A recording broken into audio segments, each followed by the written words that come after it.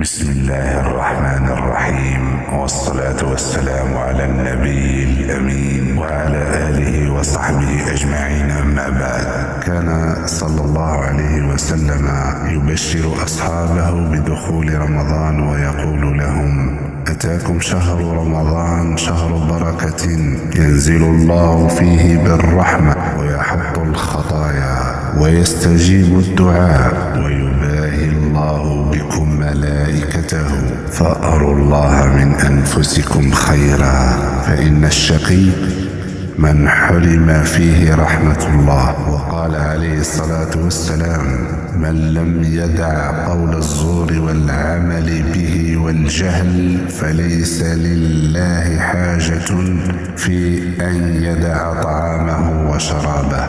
رواه البخاري في صحيحه. علينا بالاستقامة في أيامه ولياليه، والمنافسة في جميع الأعمال الخيرة، ومن ذلك الإكثار من قراءة القرآن الكريم بالتدبر والتعقل، والإكثار من التسبيح والتحميد والتهليل والتكبير والاستغفار، وسؤال الله الجنة والتعوذ به من النار، وسائر الدعوات الطيبة.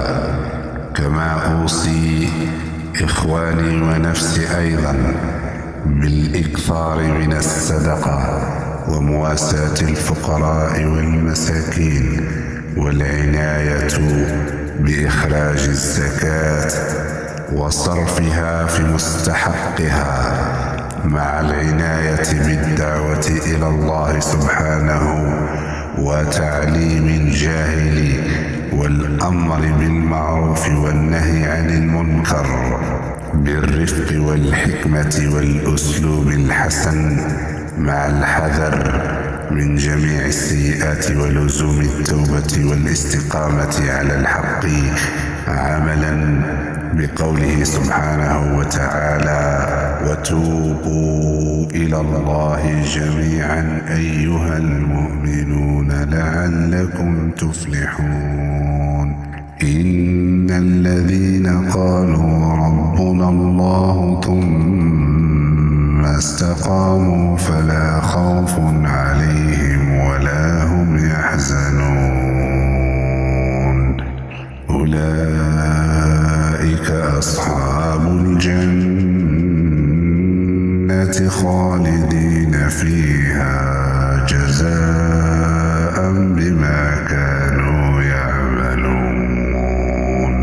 هذا، وأستغفر الله لي ولكم، وأن يثبتنا على المحجة البيضاء، ونصلي ونسلم على الحبيب المصطفى وعلى آله وصحبه أجمعين. أسأل الله لي ولكم صياما وقياما وتلاوة في هذا الشهر المبارك، وأجر عظيم وتوبة واستغفار ومغفرة وعافية وعفو من الله لي ولكم أجمعين، وأن يعتق رقابنا من النار، وأن يجعلنا من أهل الفردوس الأعلى. واحذروا السراء الآخرة وقطاع طرق الإيمان، فهم يتربصون بكم بمقاطع وسخة قد تفسد عليكم صيامكم وطهارة قلوبكم وفطرتكم. اجتنبوا قدر المستطاع الدخول إلى هذه المواقع، واعتنوا بكتاب الله عز وجل لعله آخر رمضان في حياتكم. والسلام عليكم ورحمة الله